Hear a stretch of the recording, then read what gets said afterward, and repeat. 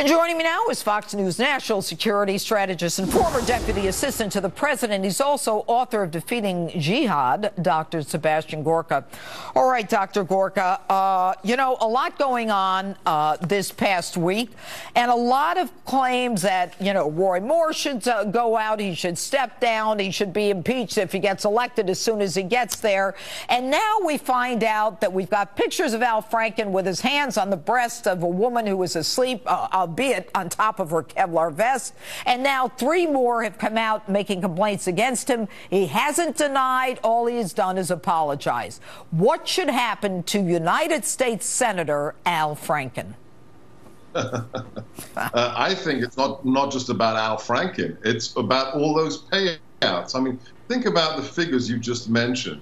More than 260 cases that were paid off with hush money.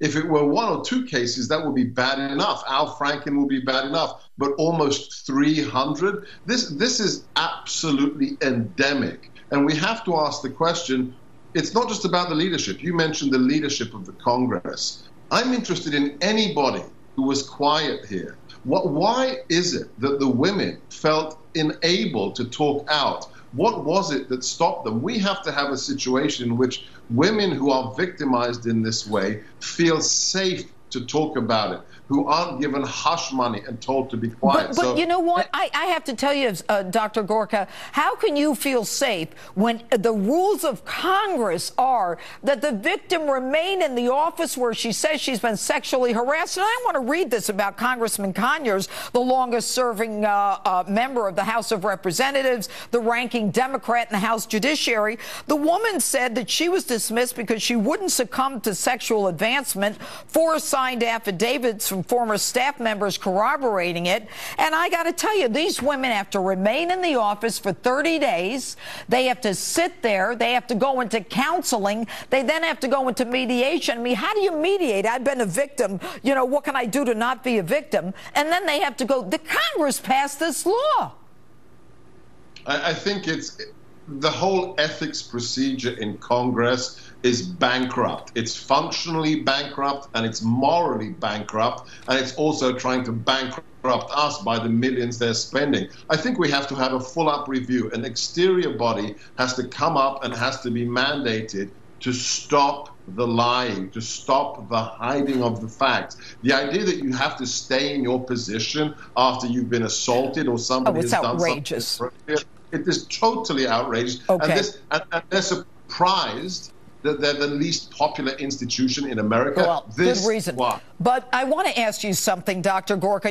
Over 300 killed in Egypt at a mosque where they were praying or engaging in religious services. Now, Egypt is, more than 80 or 90% Muslim, and yet now we've got Muslims killing Muslims. What can you tell us? What is the significance of this attack?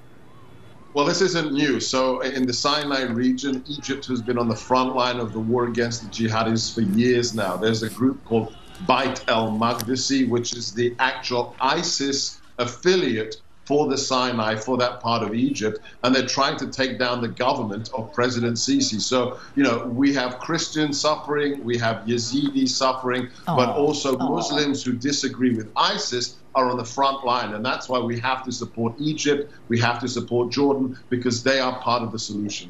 All right. I have long believed that we need to support Egypt. I'm a big supporter of that country. Dr. Sebastian Gorka, thanks so much for being with us this evening. And joining me now, Rasmussen Report's political analyst, Amy Holmes. Amy, thanks for being here. All right. Were you aware of this secret mechanism by which congressmen and senators were able to resolve sexual harassment claims, pay them out at our expense, and just keep on moving while they pay,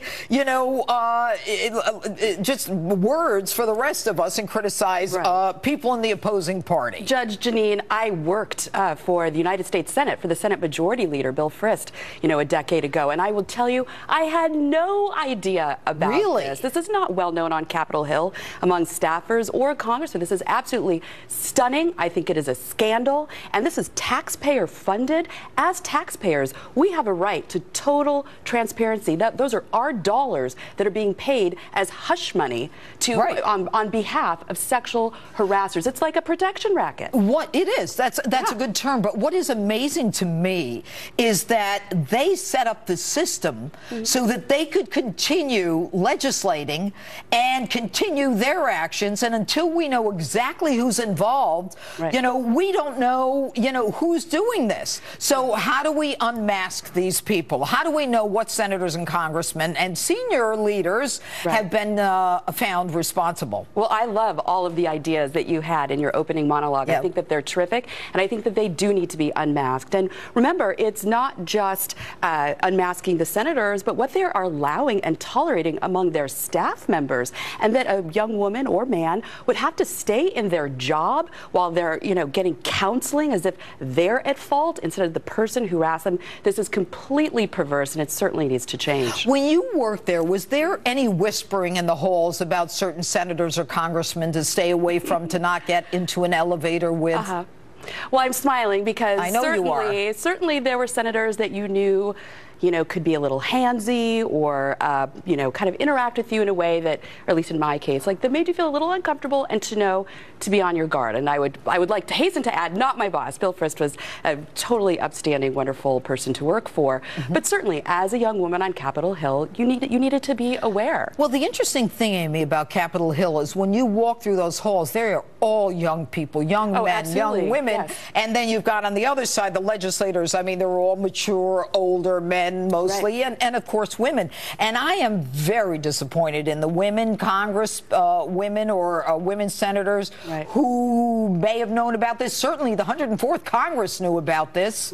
Yeah, it is disappointing. And, you know, again, getting back to the whispering. So right now you're hearing this talking point about how Democrats don't need to hold Al Franken accountable because Republicans don't. So why would we unilaterally disarm? Judge Jeanine, that is not only silly and immoral, it's also false. Do you remember Bob Livingston? He was the incoming Speaker of the House for, about a minute until a scandal, and he resigned. Mark Foley, a congressman from Florida, he resigned. But listen to what Representative James Clyburn, a Democrat, member of Democratic leadership, said. He's not sure that the claims against Congressman Conyers that have any substance. You can't jump to conclusions with these types of things. For all I know, this could be made up. So you've got a Democratic congressman saying in a case against Congressman Conyers, where there's been a finding, there's been a finding against Conyers. He says, you don't know if this stuff was made up. And yet, when they criticize the president in terms of Roy Moore, there's been no finding against Roy Moore. And I'm not apologizing for him. Believe me, I've made it real clear how I feel about him.